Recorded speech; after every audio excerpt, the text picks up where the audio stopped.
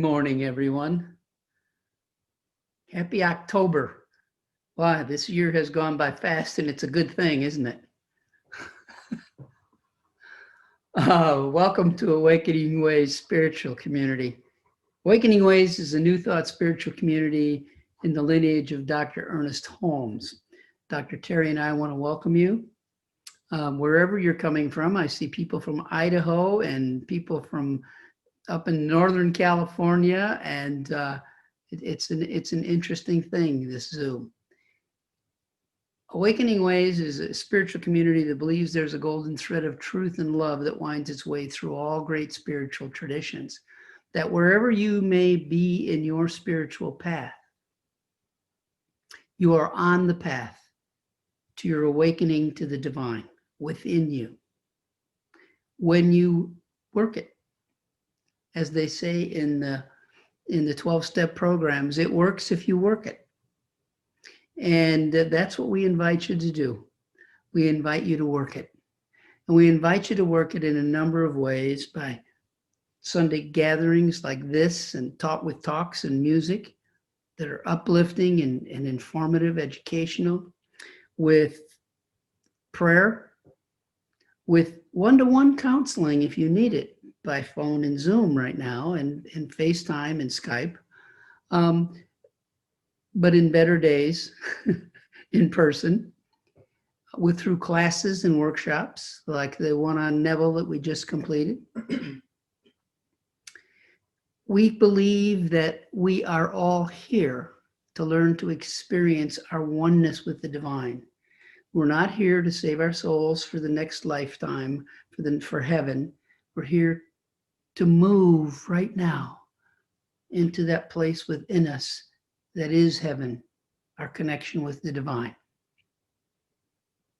All of us came from different places and through different routes. Wherever you are on your spiritual path right now, for today, for this perfect moment, you're here with us. And so for right now, for this perfect, wonderful moment in time, welcome home. We've been waiting for you.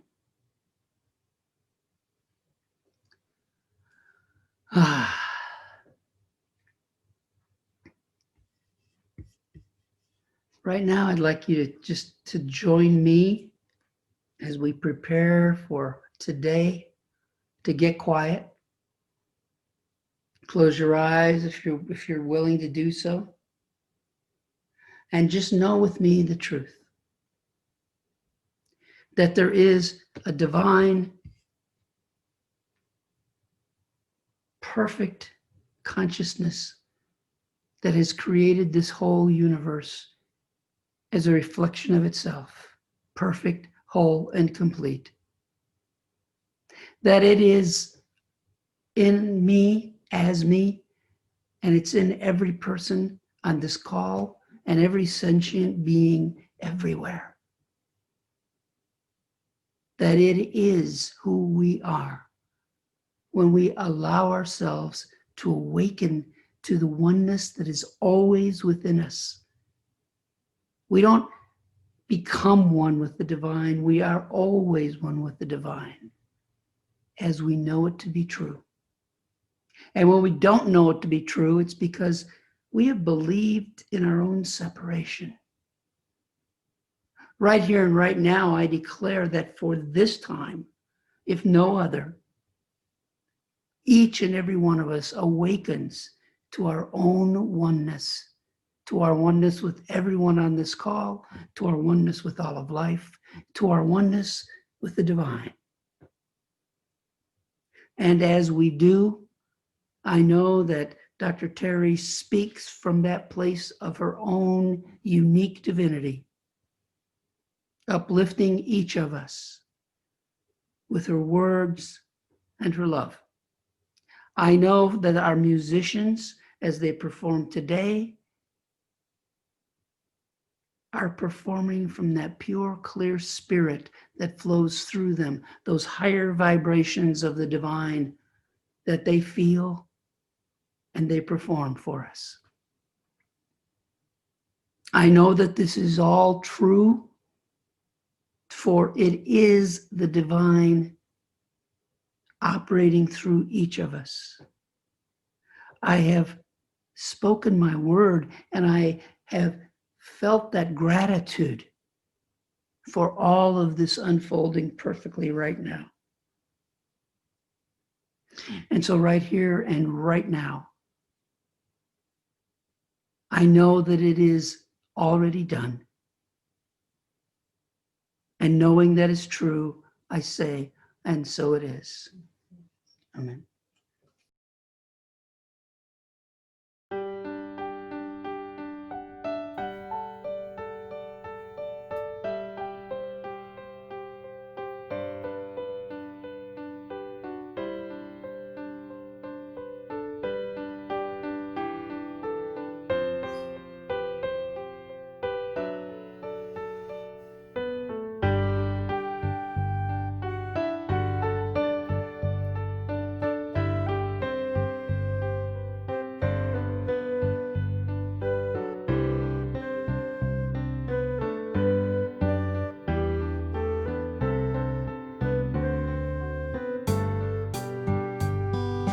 Grant me the serenity to accept the things I cannot change, and the courage to change the things I can, and the wisdom to know the difference.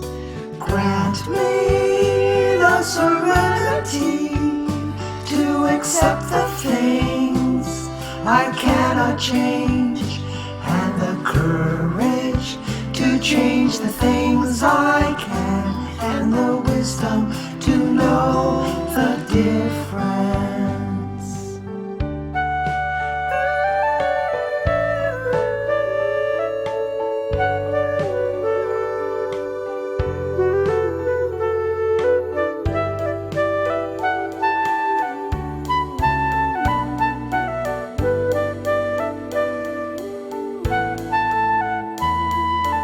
Grant me the serenity to accept the things I cannot change, and the courage to change the things I can, and the wisdom to know the difference.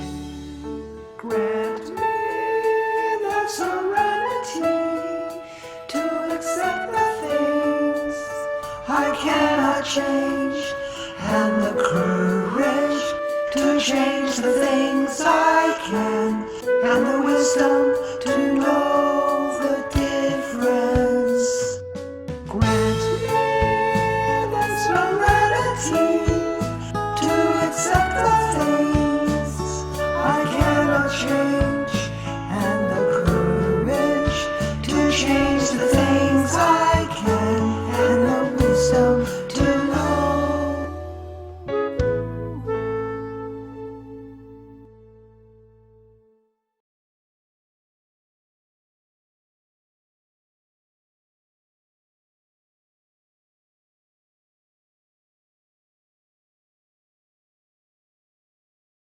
Namaste. Namaste. The light and love of the divine in me honors and greets the light and love of the divine in each and every one of you here joining us this morning on actually a freezing Sunday morning. I had to get up, go get a sweatshirt. I've got my favorite blankie. You see this, my blankie? My blankie's a warm blankie sitting in my lap because my teeth are chattering. So, you know, 103 down to whatever, 53. Interesting times we're living in. You know, these Seeds of Awakening, this is a new month. And Frank and I choose these Seeds of Awakening in January of every year. We plan them for the whole year in advance. And generally, we just let Spirit guide and direct us, and the words just kind of show up. And then, you know, that's what we end up talking about. And it's interesting how the words, the seeds that we choose end up being a perfect reflection of what's going on at the time. But this January, the last January, as we were working on these, we realized that we needed to select something for the month of October, because we recognize that since this is an election year, that this month of October, before the election in November, could be extremely anxiety ridden for some people. And so we wanted to choose a seed that would allow all of us, as best as possible, to stay in that state of peace and serenity. So the idea, and I think I heard Frank mentioning something about the Serenity Prayer, the idea was to use the Serenity Prayer for the month of October. And basically, we're just going to take the prayer itself, the short prayer, take the prayer itself and break it down into pieces and go deeply into each of the little phrases, so that we can allow that message to kind of resonate and allow us to move through this month in a more peaceful and serene way. Frank was just starting to give my talk here talking about the origin of the Serenity Prayer, but actually he knows more about it than I do, because of his affiliation with it in the organization that he belongs to. And the actual origin of the Serenity Prayer has been extremely controversial through the years, but I think there's kind of a general consensus now that the original writer of the Serenity Prayer was a spiritual teacher by the name of Reinhold Niebuhr. And he wrote, and this is not absolutely totally clear either, but he wrote the prayer sometime in the 30s or 40s, sometime in there, and he published it, and through writings and research and so on, it was determined that he is the originator of the prayer. The prayer itself is longer than what we are familiar with. It is quite a bit longer, probably 2.5 times longer than what we know of as the Serenity Prayer. But for us here, for the month of October, we're just going to be focusing on the familiar phrases from the Serenity Prayer. And if you don't know it, when I say it and when I say the whole prayer, it will become very familiar to you. God, grant me the serenity to accept the things I cannot change, the courage to change the things I can, and the wisdom to know the difference. And so this morning, we're going to go deeper with just the first phrase. And that first phrase is, God, grant me the serenity. So we begin, as we go deeper, we begin with the first word. And the first word is God. Now, this is the Serenity Prayer. And so it is a prayer, and it is a prayer to God. For us in our New Thought teaching, we believe that God is everywhere present in and as all things. It is in us, around us. It is not separate from us in any way. But when we pray, we understand that we are bringing our conscious minds, our conscious awareness into the presence of God that is within us right where we are. So when we talk about praying, that's what we mean. It's not, for us, it isn't a beseeching or pleading prayer. It is simply that awareness, that presence within us. And it's actually more of a conversation, isn't it? It's more of a connection and a communion. So knowing that's what we mean when we pray, let's talk about this concept of God. And I'm using the word God because that's what's in this prayer. But God represents whatever it is that we believe that greater something is. It's just a word. So let's talk about that. What or who is God to you? What name do you use when you are saying your prayers, when you're speaking with God, when you're communing with this divine presence? What name do you call this greater something? Is it God? Is it Buddha? Is it Krishna? Is it mother, father, friend, companion, beloved, source, mind, goddess? You see, the choices are as infinite as there are people in spirituality. Each and every one of us have a different name that we call the divine. So what is your name? What name do you use? Sometimes, I know for me, I have a name that I use when I'm generally praying, and that name is beloved. But when I'm really upset about something, you know where I go? I go right to God. Okay, God.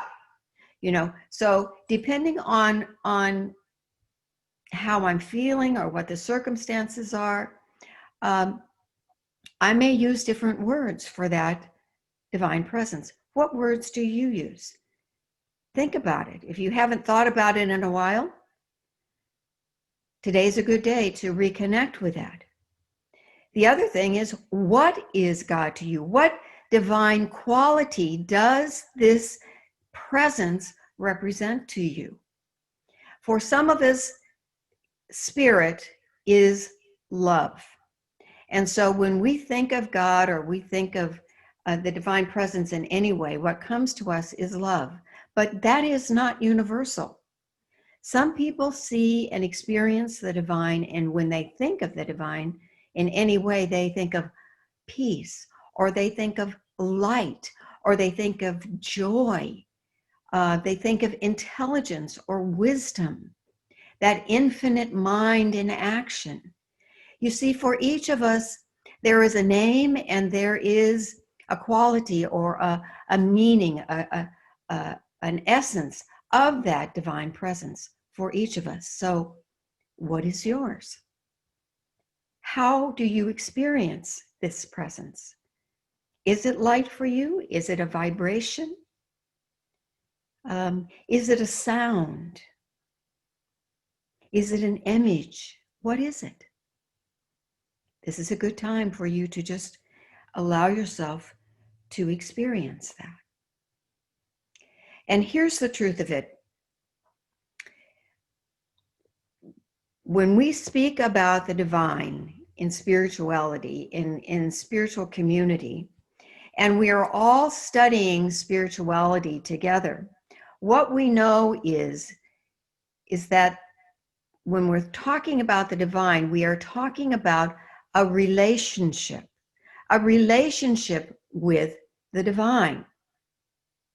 And in our humanness, relationship means all that implies. So what is our relationship with the divine? Well, sometimes you may find that you are feeling this sense of indescribable love for spirit. You're just so filled with love, and you are so aware and so connected with that divine and holy presence that you can hardly contain it. And then there are other times when you're just so angry, it's like having a shouting match with God. Come on, where are you? And you're angry and things aren't going right. And some of us just get angry with God, and we may have a little snit fit.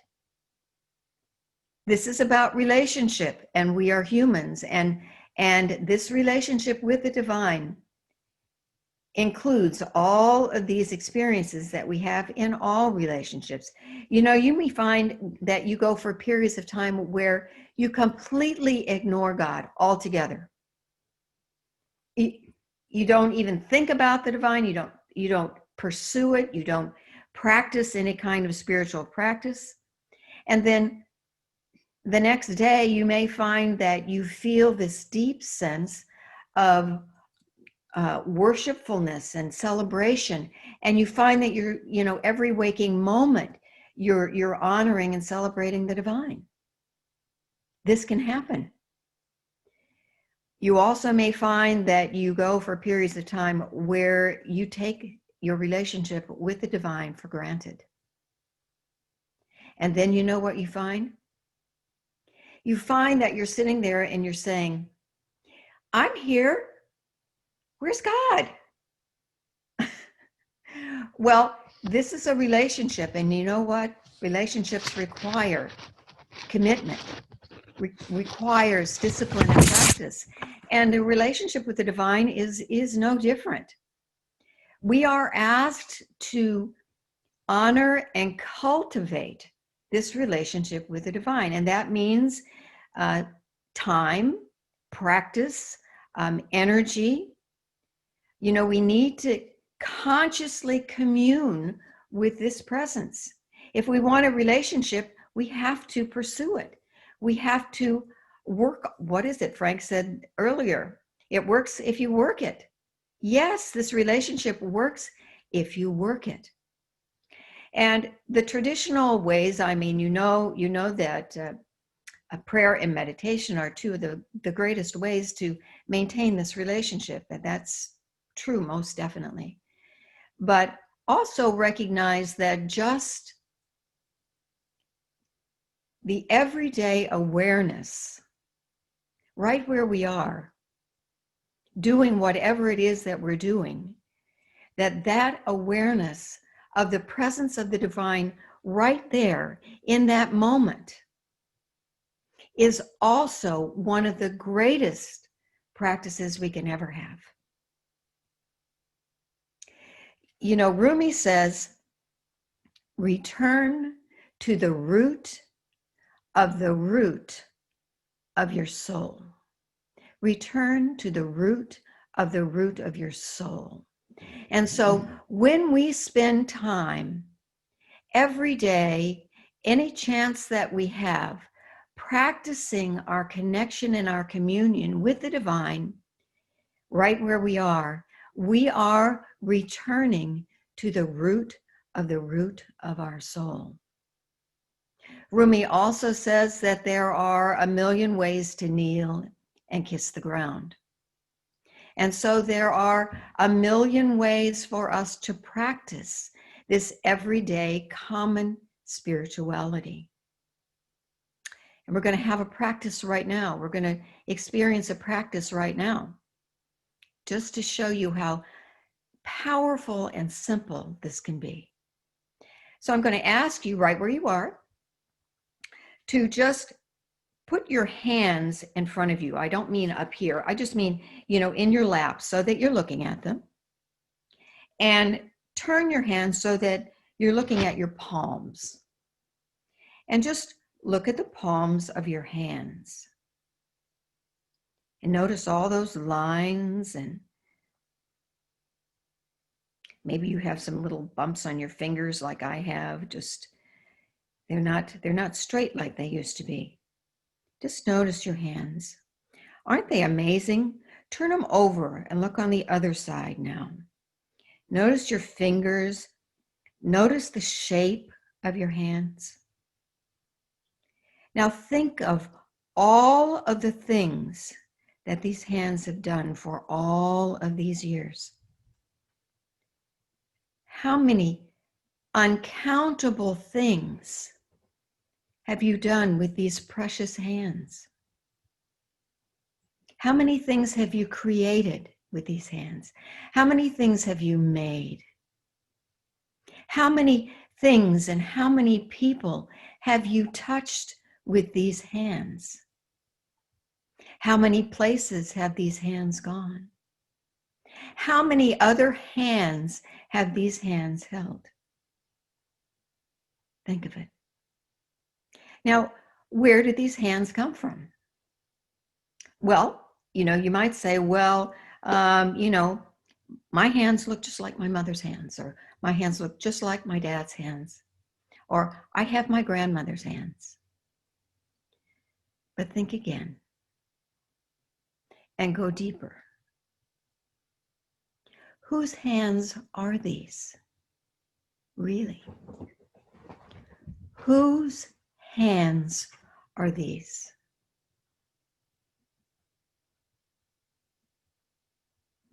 Well, there's only one of us. There's only one life. There's only one presence. And so for all of us, we are all the divine in expression. So these hands and those hands that you possess are God's hands. Now, what a simple experience, what a simple thing to do, just sitting in an office somewhere or waiting in a doctor's office, and you glance down at your hands and recognize right where I am, I'm experiencing the presence of the divine as me, as these hands that have been with me from the beginning. So these kinds of practices, so very, very simple, allow us to remain in a closer and more powerful relationship with the God of our understanding, who and whatever that is for each of us. So we've explored who and what God is to us, and I think it's necessary, this is just a scratch on the surface of this idea for us, but I think it's a really good idea for all of us to revisit who and what the divine is to us on a regular basis, because the truth is, as we move along, that relationship can change. And who we understand the divine to be and what our relationship is can change drastically over time. I'm sure if you think about your original relationship with the divine, it was quite different than what you have right now. And this change is wonderful because it means that we are spiritually evolving. And isn't that what we all want? So the next part of our phrase is, first we did God, and the next little piece of this phrase this morning is, grant me the serenity. Grant me. So this is our ask, right? We're asking, God, grant me the serenity. And truthfully, granting is not a word that is common in our everyday vocabulary. And the other thing is that when we say grant me something, are we inferring that we already don't have what it is that we're seeking? I mean, we're saying grant it to me, implying that I don't have it right now. Well, in our teaching, we believe that we all have everything that we need, and it is within us already. So maybe a more comfortable way for us to make the statement might be, God, awaken me to the serenity. I'm not going to change the serenity prayer. I'm just saying that as we turn this phrase in our minds and we think of this as awakening us to our serenity rather than having our serenity granted to us, it might be easier for us as new thought people to understand it. So, God, awaken me to the serenity. And we know that that serenity is right where we are, but this is a prayer, and it's okay for us to recognize that there are times when we need a spiritual assist to help us experience something that we are not experiencing in the moment. And so when we say, awaken me to the serenity or grant me the serenity, aren't we just asking that divine presence within us, which is in fact our own higher self, to create an inner movement within us so that we can align ourselves with that serenity that we seem to have misplaced, that we seem to have disconnected ourselves from. So, God, awaken me to the serenity, or God, grant me the serenity. And then we come to serenity itself. I've shared this practice before. It's a practice that I still use. And it's a very simple one, and it works for some people, and for some it, like everything else, it doesn't. But I just wanted to share it again with you this morning. And that is that when I begin to feel myself moving away from my peace and serenity, I first have to move into my mind to shift my mind, because I know that it's my mind that's creating my separation from my serenity in the moment. And so I turn to my mind, and I use my mind as a tool, and I say, okay, I don't feel peace right now, but could I feel something similar to peace? And so I begin to think of other words that are like serenity or peace, and I just start bringing them to mind. And so tranquility comes to mind. Tranquility, calmness, stillness, the quiet, restfulness, being placid and hushed. And the list goes on. And with each word, I notice that each word has its own variation of this idea, this energy of serenity. Just a slight difference in that energy. And that slight difference is sometimes enough to move me into a place of serenity and peace. So if the word peace doesn't work, maybe the word calmness will work, or tranquility will work, because when I say that, I just go, oh, my body feels different in the moment. So perhaps if you're feeling a lack of serenity, you could try that for yourself. Just think of other words that are like that and see if the variation allows you to return to that energy of peace and serenity that you seek. Several years ago, I had this experience, and I may have shared it with you, I don't know, but I was sitting just looking out at my favorite tree. And this was at home, and so I was just looking down at my tree, and I always got this sense of deep peace when I looked at this tree. And so I just sat there, and I was listening, just peacefully sitting there and looking at the tree.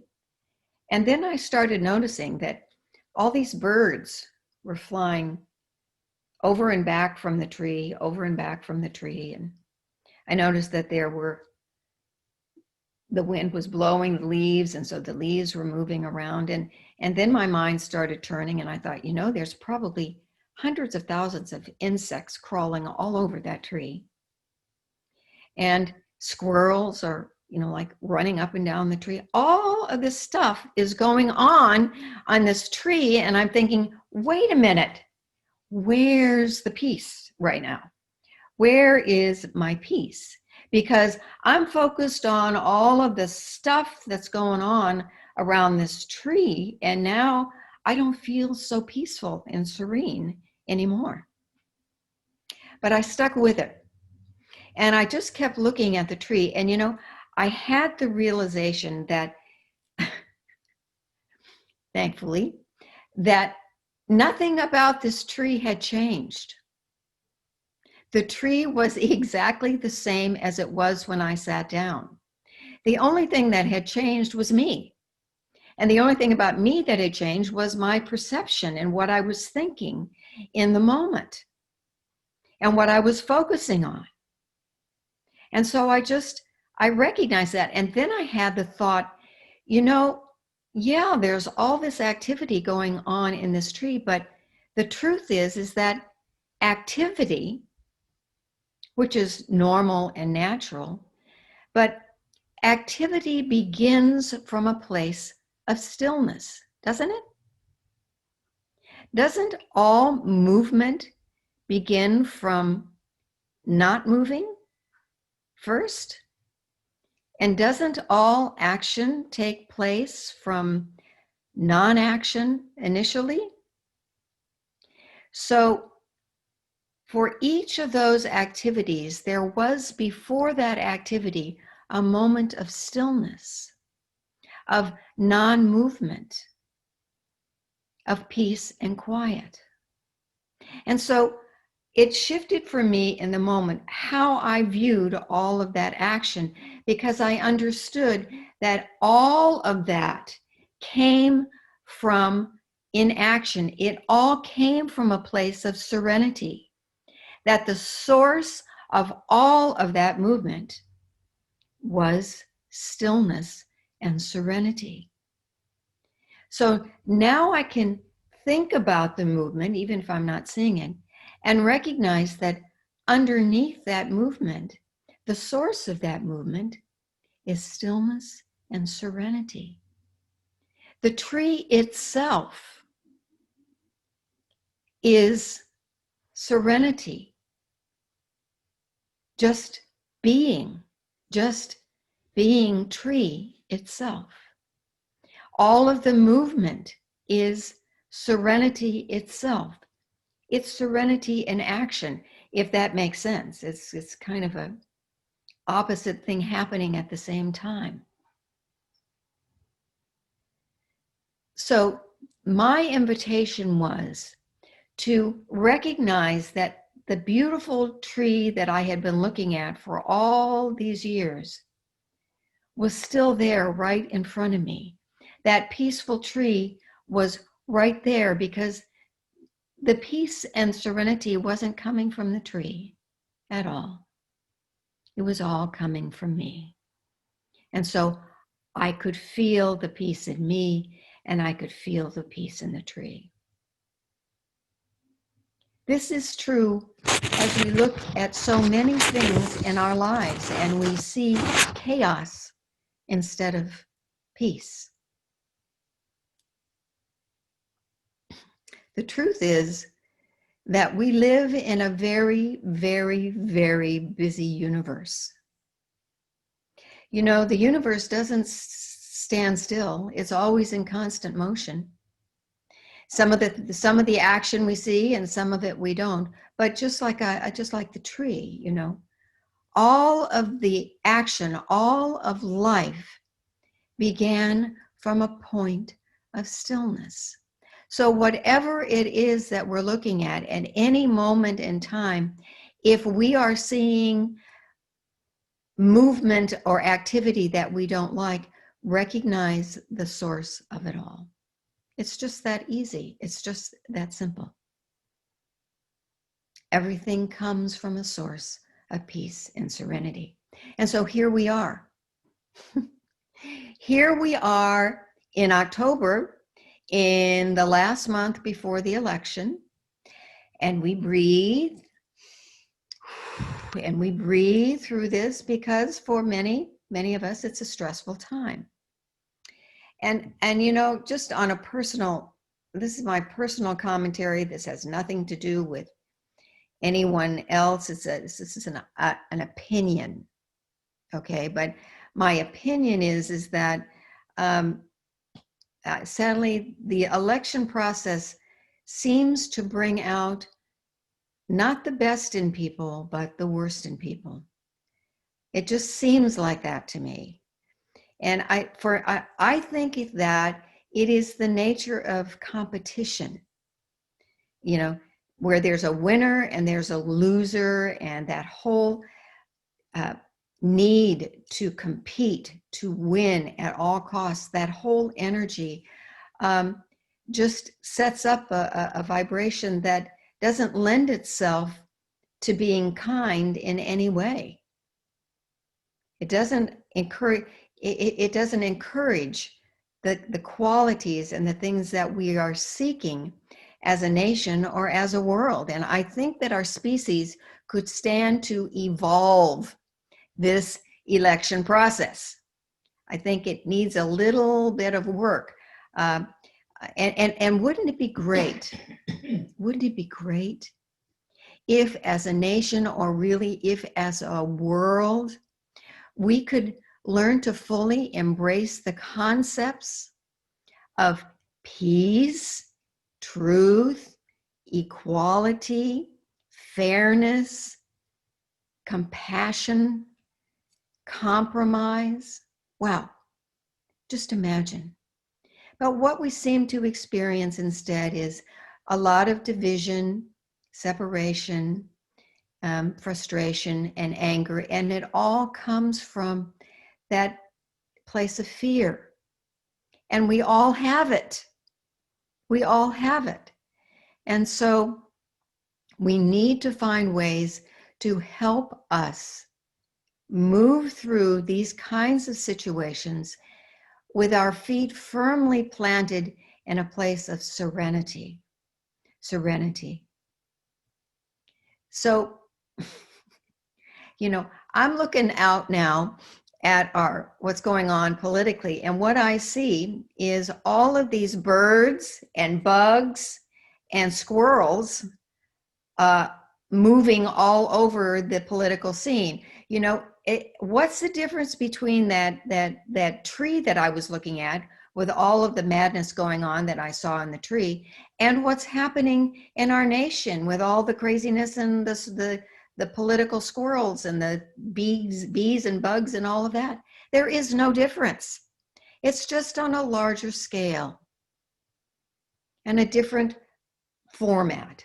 There is no difference. And so the plan is the same.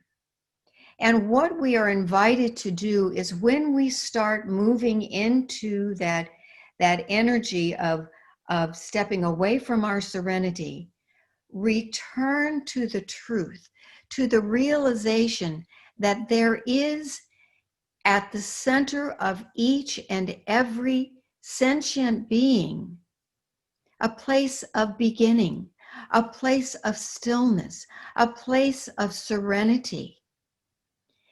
It lives, it exists in all beings, in every person.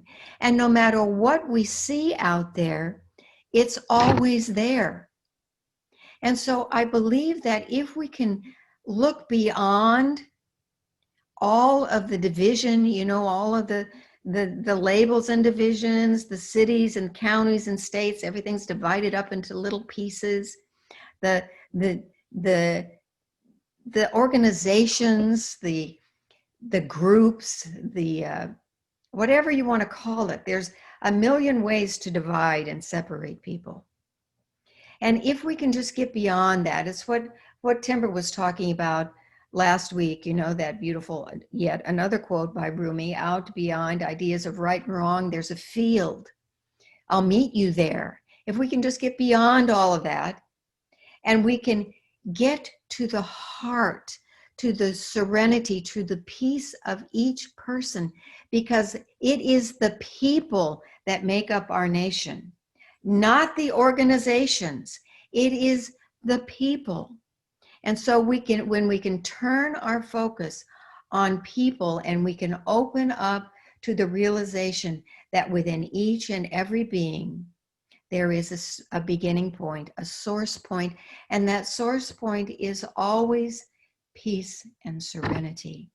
I think if we can begin to shift our thinking and look at things in this way from the beginning, from movement comes from not moving. Peace comes from recognizing the source of that non-movement. So recognize the peace, the stillness, the serenity, and all of that action going on. It's just more birds and wind and bugs and, squirrels. So as we move through these days, these final days before the election, take some time to focus on this piece of the serenity prayer for yourself. God, grant me the serenity. And we know now that we don't have to have the serenity granted. It is always right where we are. So we're only asking to be awakened, to awaken ourselves to the serenity of any given moment in any given situation, whatever is going on. Find the serenity. And here's what I want you to do. I want you to call it forth. Do you know what I mean when I say that? To call it forth. It means literally that you say, peace, come forth in me, in this situation right now. Serenity, come forth in my mind right here and right now. Calling it forth empowers you to feel that serenity. It empowers you to look out at the world in a new way because you are calling something different forth, something other than what you see. You are calling forth the truth, the serenity that exists underneath it all. A man by the name of Rupali Desai said, simply sit, simply breathe, simply be. Simply sit, simply breathe, and simply be. This is our practice. For the rest of our lives, for the rest of this month, for the rest of this hour, for the rest of this day, for however long you want to make it. But this is our practice to help us stay in the awareness of the presence of serenity right where we are. Simply sit. Simply breathe. Simply be. My blessings for you as you move through this month and as we dwell in this prayer of serenity. I want to invite you just for a moment to allow your eyes to softly close and just take a deep breath.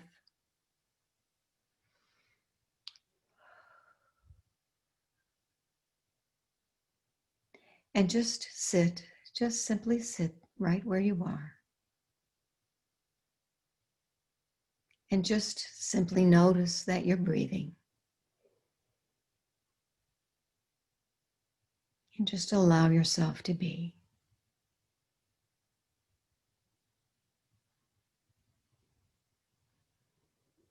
And in this perfect, serene moment, I call forth that peace and serenity in all beings everywhere. I call forth that stillness of mind and heart. I call it forth in the world today, in all situations, in all places on the planet.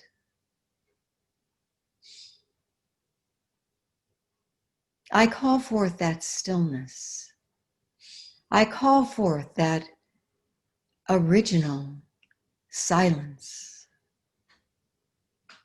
Before the movement began, I call it forth. I call it forth in us and as us, and I know that it moves through us and expresses in all ways in all of our interactions. It moves through us in everything we see and everything we hear. We remember the truth that the source of it all is serenity. And so breathing that in now, breathing in that serenity, and breathing it out, we allow it to be our truth in this moment and in each and every moment to come. So let it be, and so it is. Namaste. Here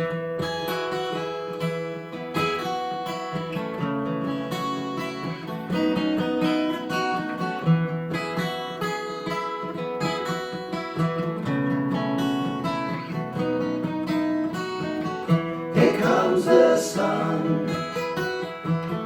Here comes the sun. I said, it's alright.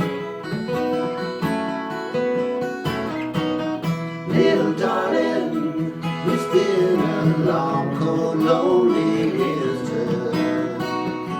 Little darling, it seems like years since it's been here.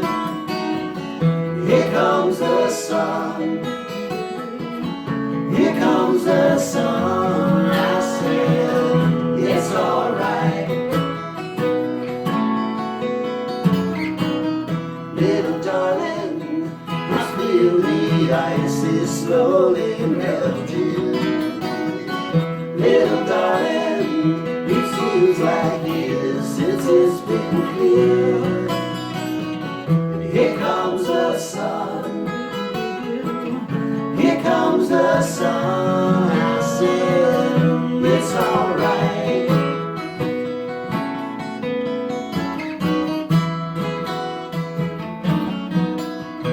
Sun, sun, sun, here it comes. Sun, sun, sun, here it comes. Sun, sun, sun, here it comes. Little darling, I feel the ice is slowly melting. Little darling, it seems like years since it's been clear. And here comes the sun. Here comes the sun. I said, it's alright. Here comes the sun. Here comes the sun. I said, it's alright. It's alright.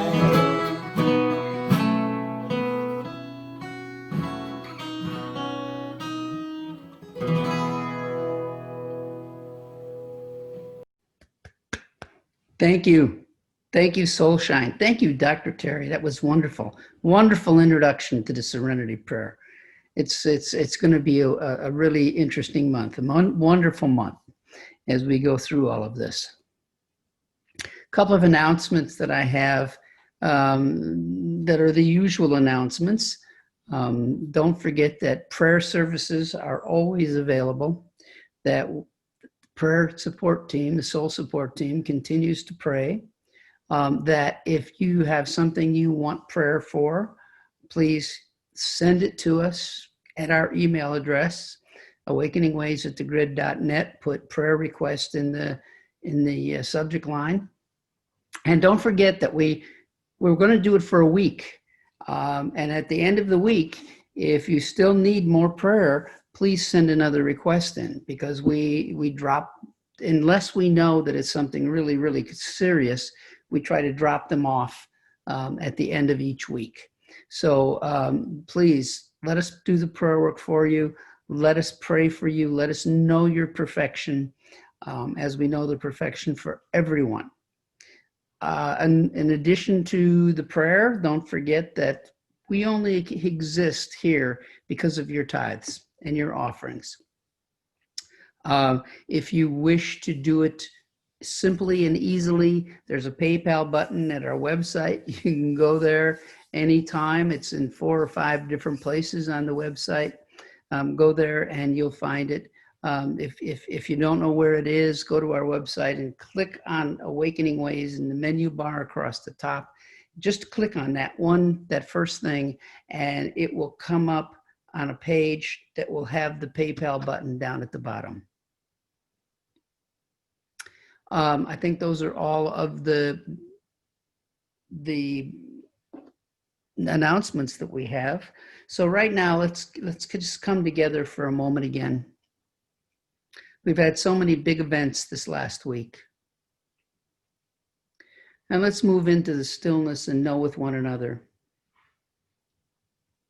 that there's one divine source, that divine source that is the serenity of God, that divine source that is the life, energy, and perfection of God. And it flows through each and every life form. All sentient beings are one with that divine serenity, perfect health expressing as life in all ways. In that truth, I know and I declare for each of us on this call that that serenity that is the divine fills us, and that that perfect life that is the divine supports us, maintains us, and fills us with itself. And as I know it's true for all of us on this call, so I know that it is true for our president and for all who are afflicted with this terrible virus. I know for each and for all of them that that perfect divine life filling them, each and every one, whether it is the president or anyone else, for as important as he is, all of the others who contract this virus are as important to their families, to their culture, to their lives. I know for each and every one of us, each and every person, each and every sentient being, that that perfect health expressing through us all, whether we are the president or someone else, that perfect life expressing brings about the most perfect outcome of healing in all ways. I know for each and all in our nation that the serenity of the divine fills us as we walk through this experience together this next month. And that whatever the surprises may be that come up, like the president testing positive and getting coronavirus this last weekend, whatever surprises that come up, together we can walk through this with serenity and balance. Together we can walk through this with love. I am so grateful for that truth because I know that the divine is present in each and every one of us. I know that it is present. I know that that perfect healing, that perfect health comes to the president and comes to all who have been exposed to this virus. I know that the serenity of the Serenity Prayer fills our country, fills each and every one of us with that serenity that carries us through this coming month. And I give thanks for that, for it is already an accomplished fact in spirit that we are one with it and that serenity is us right now. I have spoken my word of love. That love has propelled that perfect life expressing, that has propelled that serenity into manifestation in each and every one of us and each and every life form. We are so blessed. Knowing that it is already true, it is already done, I release and I let go and I say, and so it is. Amen.